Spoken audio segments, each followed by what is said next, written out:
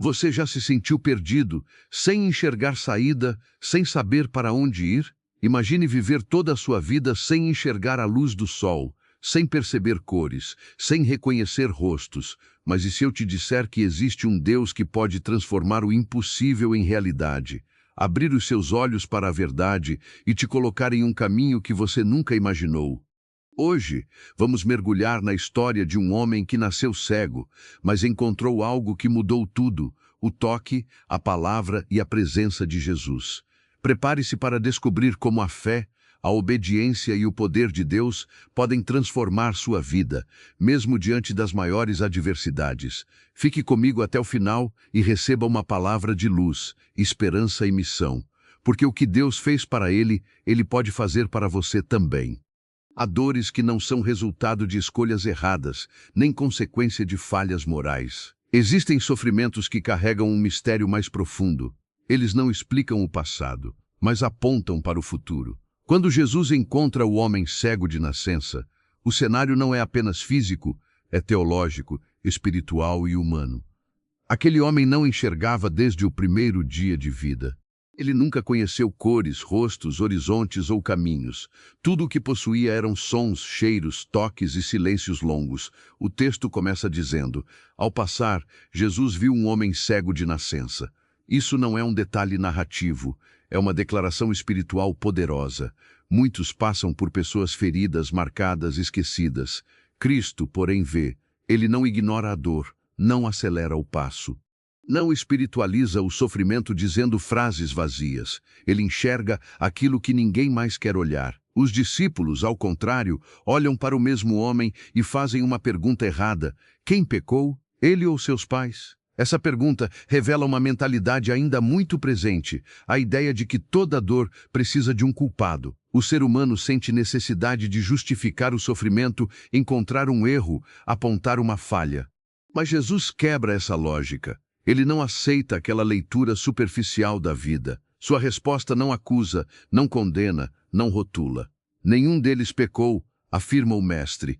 Isso aconteceu para que as obras de Deus se manifestem nele. Aqui está uma das declarações mais profundas do Evangelho. Jesus não diz que Deus causou a cegueira. Ele revela que Deus usa aquilo que ninguém entende para revelar sua glória. O sofrimento não foi criado para destruir aquela vida, mas para se tornar palco da manifestação divina. Antes de qualquer milagre visível, há uma mudança de perspectiva espiritual. Esse homem vivia há anos sendo definido pela limitação. Para a sociedade, ele era um mendigo. Para os religiosos, um problema teológico. Para muitos, um peso social. Para Jesus, ele era um projeto em andamento. Isaías havia profetizado séculos antes: eu te chamarei em justiça, te tomarei pela mão, te guardarei e te farei luz para as nações, para abrir os olhos dos cegos. O Messias não viria apenas para curar corpos, mas para confrontar sistemas que confundiam fé com aparência espiritual. A cegueira daquele homem não era apenas física, ela simbolizava uma humanidade inteira incapaz de perceber a verdade. Isaías 35 declara que chegaria um tempo em que os olhos dos cegos seriam abertos. João 9 não é apenas um milagre isolado, é o cumprimento vivo da promessa profética. Existe um tempo em que Deus permite que alguém caminhe no escuro, não porque ele abandonou, mas porque está preparando um encontro transformador. Há processos silenciosos que não fazem sentido no presente, mas carregam um propósito eterno. O homem de João 9 não sabia que sua história estava escrita antes mesmo de nascer. Ele não fazia ideia de que sua dor atravessaria séculos para ensinar gerações inteiras. Jesus diz: enquanto é dia, precisamos realizar as obras daquele que me enviou. Isso significa que existe um tempo determinado para a manifestação do agir divino. O sofrimento não é eterno. A noite não domina para sempre. O dia chega e, com ele, a revelação. Esse capítulo nos confronta com uma verdade incômoda. Nem tudo será explicado antes do milagre. Algumas respostas só vêm depois da transformação. Há pessoas que querem entender tudo antes de confiar, mas a fé verdadeira começa quando se caminha mesmo sem enxergar. Aquele homem não pediu cura. Ele não fez uma oração longa. Ele não apresentou argumentos. Ele apenas existia em sua limitação quando a graça o encontrou. Isso nos ensina que o agir de Deus não depende da performance humana, mas da soberania divina. Quantas pessoas hoje carregam dores antigas, marcas profundas, perguntas sem resposta? Quantas vivem sendo rotuladas pelo que não conseguem fazer? Jesus continua passando. Ele continua vendo. Ele continua escolhendo histórias improváveis para revelar sua glória. Antes da luz, há silêncio. Antes da visão, há espera. Antes do testemunho, há um caminho invisível sendo traçado. A dor não é o fim da narrativa. Ela é apenas o cenário onde Deus começa a escrever algo maior. Este primeiro capítulo nos lembra que quando ninguém entende sua história, Deus já escreveu o propósito. Quando tudo parece parado, o céu está em movimento. Quando a pergunta errada é feita, Cristo responde com verdade eterna. A cegueira não definiu aquele homem. O encontro com Jesus definiu. Depois de declarar que aquela dor existia para a manifestação das obras de Deus, Jesus não age como muitos esperariam. Ele não impõe as mãos imediatamente, não levanta a voz, não faz uma oração pública, ele se abaixa. O Deus que sustenta o universo se inclina ao chão. Esse gesto, por si só, já carrega uma mensagem profunda. O reino de Deus se manifesta na humildade. Jesus cospe na terra, faz lodo e aplica nos olhos daquele homem. O método parece estranho, quase desconcertante. Se fosse hoje, muitos questionariam. Alguns diriam que não faz sentido. Outros acusariam de falta de espiritualidade. Mas o agir de Deus nem sempre obedece à lógica humana. Ele trabalha com sinais que exigem confiança, não compreensão imediata. O barro lembra a criação original. Em Gênesis, Deus formou o homem do pó da terra. Aqui o Criador toca novamente a matéria para restaurar aquilo que estava incompleto. Jesus não apenas cura, ele recria. O lodo nos olhos não traz visão instantânea. Pelo contrário, naquele momento, o homem continua sem enxergar. O milagre ainda não é visível, mas o processo já começou. Então vem a ordem: vai, lava-te no tanque de Siloé. Essa instrução é crucial. O tanque ficava a uma certa distância. Para alguém que nunca viu, caminhar até lá exigia esforço, direção e coragem. Jesus não acompanha fisicamente aquele homem. Ele confia que a obediência completará aquilo que foi iniciado. Há milagres que começam com um toque divino, mas só se concluem com uma resposta humana. A fé não é passiva. Ela se move. Ela caminha mesmo sem garantias visíveis. O homem poderia ter questionado, poderia ter pedido mais explicações, poderia ter recusado o método. No entanto, ele escolhe obedecer. Isaías declara: quando te desviares para a direita ou para a esquerda, ouvirás uma voz atrás de ti, dizendo: este é o caminho, anda por ele. A obediência não exige clareza total, apenas disposição para seguir a direção dada por Deus. Aquele homem não enxergava o tanque, mas acreditou na palavra. O nome Siloé significa enviado. Há uma revelação espiritual poderosa aqui. A cura acontece quando alguém responde ao envio de Deus. Não basta receber o toque, é necessário responder ao chamado. O milagre não termina na unção, ele se manifesta no caminho. Enquanto caminhava, o homem ainda era cego. Imagine o conflito interno. Barro nos olhos, passos inseguros, pessoas observando, talvez zombando. A obediência nem sempre é confortável. Muitas vezes, ela expõe. Ela nos coloca em situações onde somos julgados antes de sermos restaurados. Mas quando ele chega ao tanque e se lava, algo extraordinário acontece. Ele passa a ver. A transformação não acontece no meio do caminho, mas no ponto exato da obediência completa. Deus honra aqueles que não param no meio do processo. Isso nos conecta diretamente com Atos 2:42, onde a igreja primitiva perseverava na doutrina, na comunhão, no partir do pão e nas orações. Perseverança é obediência contínua. Milagres não sustentam uma vida espiritual. Constância sustenta. Aquele homem poderia ter voltado no meio do trajeto. Poderia ter desistido por cansaço ou frustração. Mas ele seguiu até o fim. Isso revela um princípio espiritual imutável. Quem caminha segundo a palavra, mesmo sem entender tudo, encontra transformação no destino preparado por Deus. Há pessoas que recebem promessas, mas não chegam ao tanque. Começam processos, mas não os concluem. Iniciam jornadas espirituais, mas abandonam quando o caminho fica difícil. Jesus não impede ninguém de parar, mas ele honra quem persevera. O tanque não tinha poder próprio. A água não era mágica. O poder estava na palavra liberada por Cristo. A obediência ativou aquilo que já havia sido decretado. Fé não cria o milagre. Ela acessa aquilo que Deus já decidiu realizar. Esse capítulo nos ensina que Deus frequentemente nos conduz por caminhos que desafiam nossa lógica. Ele nos pede passos antes de nos dar visão. Ele nos envia antes de nos explicar tudo. Ele nos chama a confiar, não a controlar. O homem saiu cego e voltou enxergando. Mas, mais do que isso, ele saiu obediente e voltou testemunha. O milagre físico foi apenas o início. Uma nova identidade estava sendo formada. Quando você obedece mesmo sem ver, Deus revela no tempo certo aquilo que ele já preparou. O caminho pode ser desconfortável, mas o destino é transformador. Quando o homem voltou enxergando, o milagre não trouxe apenas celebração, trouxe desconforto. A luz nunca passa despercebida, e quando ela surge em ambientes acostumados à escuridão, a primeira reação nem sempre é alegria. Muitas vezes é resistência. Os vizinhos começaram a questionar.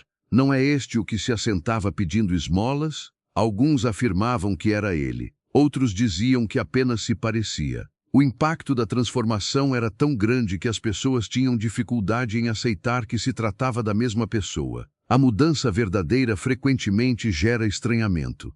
Quem te conhecia por uma versão antiga pode não reconhecer quem você se tornou depois do encontro com Cristo. Isaías profetiza: levanta-te, resplandece, porque já vem a tua luz. Contudo, o mesmo texto diz que, enquanto a luz surge, densas trevas cobrem os povos. Isso revela um princípio espiritual. Quanto mais a luz avança, mais a escuridão reage. O milagre não é o fim da batalha. Muitas vezes, é o início de uma nova etapa de oposição.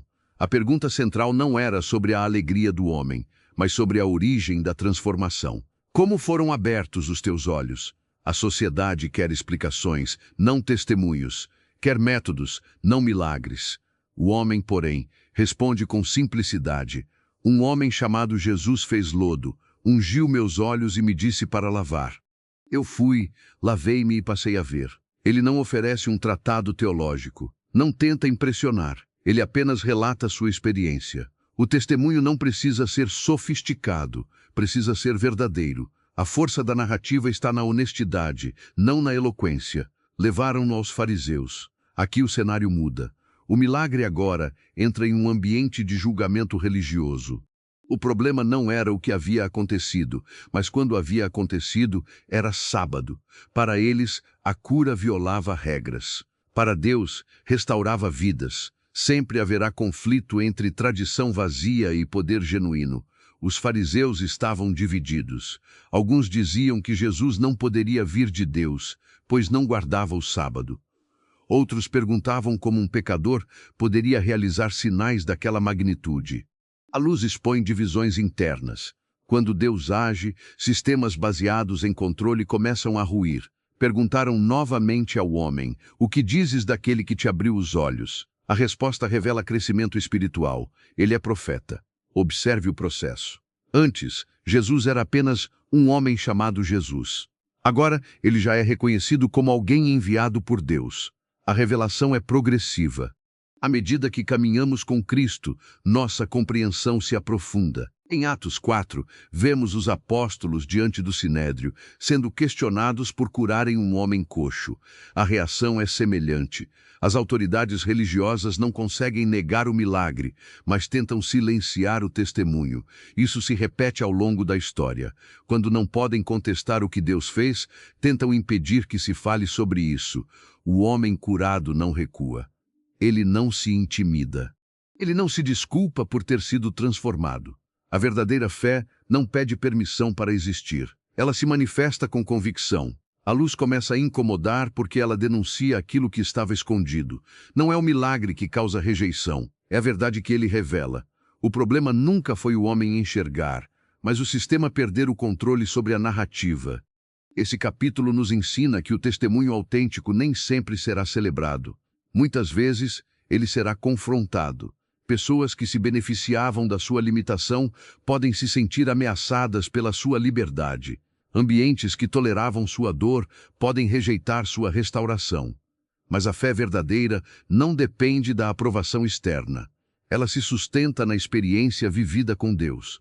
O homem não discutiu teologia, ele afirmou realidade. Eu era cego, agora vejo. Essa frase atravessou séculos porque carrega uma autoridade que ninguém pode refutar. A igreja primitiva cresceu em meio à oposição. Não foi a aceitação social que fortaleceu os discípulos, mas a convicção espiritual. Quando a luz incomoda, é sinal de que ela está cumprindo seu papel. Se sua transformação causa desconforto, não recue. Se sua mudança gera questionamentos, permaneça firme. A luz não pede desculpas por brilhar. Quando a transformação se torna visível, inevitavelmente surgem vozes que questionam, acusam e tentam controlar o relato. O homem que antes era cego já não podia ser contido pela narrativa dos fariseus. Eles o confrontaram. Dá glória a Deus! Nós sabemos que este homem é um pecador. O problema nunca foi a cura, mas o reconhecimento da autoridade de Jesus. A fé do homem cresce diante da pressão. Ele não recua. Ele não se intimida. Ele não tenta justificar Jesus aos acusadores. Ele apenas testemunha a verdade. Se ele não fosse de Deus, nada poderia fazer. Essa declaração simples, porém firme, revela um coração alinhado à luz, corajoso e livre das amarras da opinião alheia. O choque entre o sistema religioso e a verdade divina é inevitável. Isaías diz: Não temas, porque eu te remi. Chamei-te pelo teu nome. Tu és meu. Mesmo cercado por ameaças, o Filho da Luz permanece ancorado na identidade que Deus lhe deu. A fé que enfrenta sistemas humanos não depende de aprovação, depende de reconhecimento do Criador. O relato continua, os líderes interrogam os pais do homem. Tentam criar dúvida, pressão, intimidação. Mas eles respondem com prudência, dizendo apenas o necessário. O medo humano não consegue apagar milagres. O poder do Espírito Santo é maior que qualquer autoridade terrena. O homem curado torna-se cada vez mais ousado. Sua resposta aos fariseus evidencia discernimento espiritual.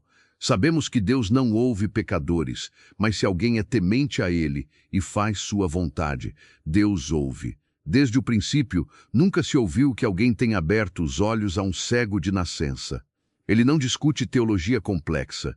Ele declara experiência viva, aplicando a verdade de Deus diante de homens que se consideram juízes. A coragem espiritual tem preço. Aqueles que ousam viver a fé plena enfrentam oposição, calúnias, incredulidade e desprezo.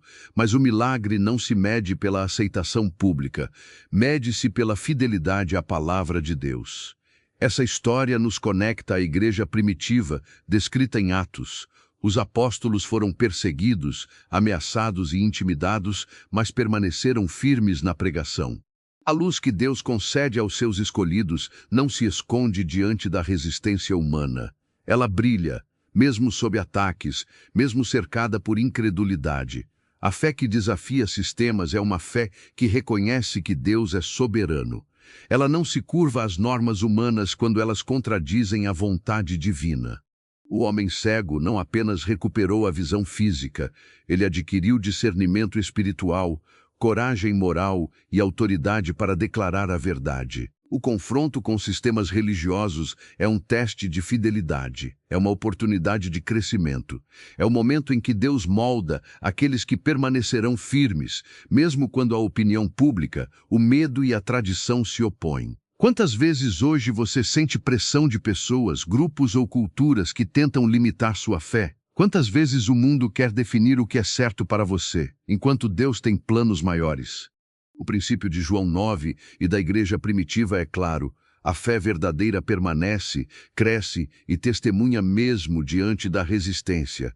O homem curado é chamado de ousado, mas ele é apenas um exemplo de confiança total em Cristo. Sua visão restaurada não é apenas física, é espiritual. Ele compreende que obedecer a Jesus é mais importante do que agradar a qualquer sistema humano. Ele se torna um modelo de fé que desafia estruturas erradas e mantém o foco na obra de Deus. A fé que desafia sistemas também ensina paciência. Não é um confronto impulsivo, é uma postura firme, guiada por sabedoria divina. Ele responde com verdade, mas sem ira. Ele declara a realidade, mas sem arrogância. Ele testemunha, mas não provoca. É o equilíbrio perfeito entre coragem e submissão ao Espírito. Ao observar a jornada do homem curado, vemos que Deus honra aqueles que permanecem fiéis mesmo diante da oposição. Ele transforma a dor em testemunho, a pressão em coragem e o medo em fé ativa. Este capítulo nos desafia. Sua fé enfrenta sistemas de mentira ou convenção. Você permite que a luz de Cristo brilhe, mesmo quando outros criticam. Está disposto a permanecer firme, mesmo quando ameaçado por estruturas humanas? O milagre do homem cego não se limita à restauração da visão. Ele nos mostra o poder de uma fé que não recua diante da oposição. Ele nos lembra que a luz que Deus coloca em nossa vida nunca é para ser escondida, mas para iluminar até os cantos mais escuros, mesmo quando isso gera conflito. Após enfrentar dor, lodo, obediência, questionamentos e resistência, o homem cego agora chega ao momento culminante, o encontro direto com Jesus. Esse não é apenas o ápice da narrativa, é o ponto de virada de toda a sua existência. Até aqui, ele foi conduzido pelo toque, pela instrução, pela fé em ação. Agora ele encontra aquele que é a luz do mundo. Jesus pergunta: "Crês tu no Filho do Homem?" A questão não é técnica, não é retórica. É uma convocação à decisão definitiva. A vida pode ser transformada, mas a entrega precisa ser pessoal. Milagres físicos despertam atenção. Milagres espirituais despertam compromisso. Ele não apenas vê, agora é chamado a crer. A fé, que começou como obediência simples, agora se aprofunda em relacionamento. Ele responde: "Senhor, creio." É a primeira confissão consciente, madura, genuína. É a adoração que nasce não apenas do milagre, mas da revelação. Aquela luz que Deus colocou em seus olhos revela também a presença viva de Cristo. Isaías havia profetizado que o Messias traria libertação, cura, restauração e luz aos que estavam em trevas. Cada detalhe da vida do homem agora se cumpre. Ele é chamado a testemunhar, a caminhar na missão, a levar a verdade adiante. O milagre não termina em benefício próprio, ele abre portas para impacto comunitário e eterno. O encontro com Jesus transforma a identidade. Ele deixa de ser apenas o homem que era cego para se tornar um discípulo, um testemunho vivo do poder de Deus. Transformação verdadeira muda status, perspectivas, relacionamentos e propósito.